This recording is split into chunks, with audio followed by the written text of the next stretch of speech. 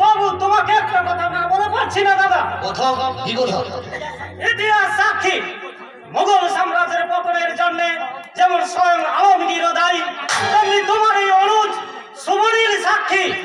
তুমি অনেক নিচে নামতে চলেছো দাদা।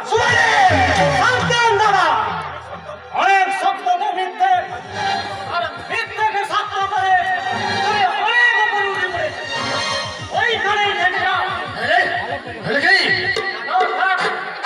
তোমার মতো জ্ঞান বাপীকে আমি আর কোনো কথাই বলতে চাই না।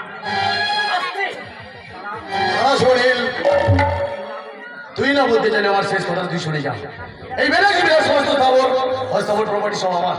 এর এক খবর তোকে তেমন তোর ভাগ নেই। আজ থেকে আমার কাছে মেসেজ তাই না দাদা? তোমার এই হিরমন্যতার জন্য তোমাকে ধন্যবাদ না জানিয়ে পারছি না দাদা। তবে যাবার সময় একটা কথা বলে যাই দাদা, কৌশলে সম্পত্তির ভাগ থেকে আমাকে বঞ্চিত করলেও রক্তের সম্পর্ক নিয়ে আমি তোমার কাছে একদিন এসে দাঁড়াবই। আর সেদিন সম্পত্তির ভাগ তো নেবই, আর তোমাকেও কিছু উপহার দেবো দাদা। উপহার সম্পত্তির ভাগ।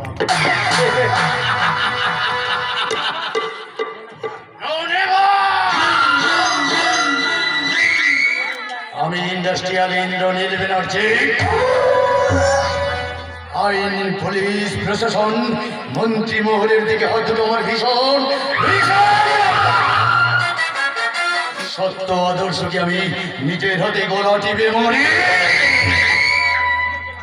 আর আমার বিরুদ্ধে যে মাথা তুলে দাঁড়াতে চাই, আর মাথাটা তার বাড়ি থেকে ছেড়ে দিতে আমার মোটেও হৃদয় কামে না। না না না না না না না না, আর আমার দেরি করা ঠিক হবে না।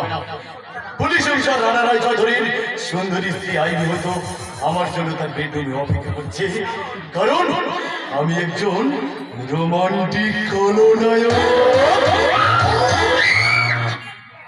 হাতে চাবি নিয়ে বসে আছে ভগবান, একদিন খুলে দেবে ভাগ্যতালা।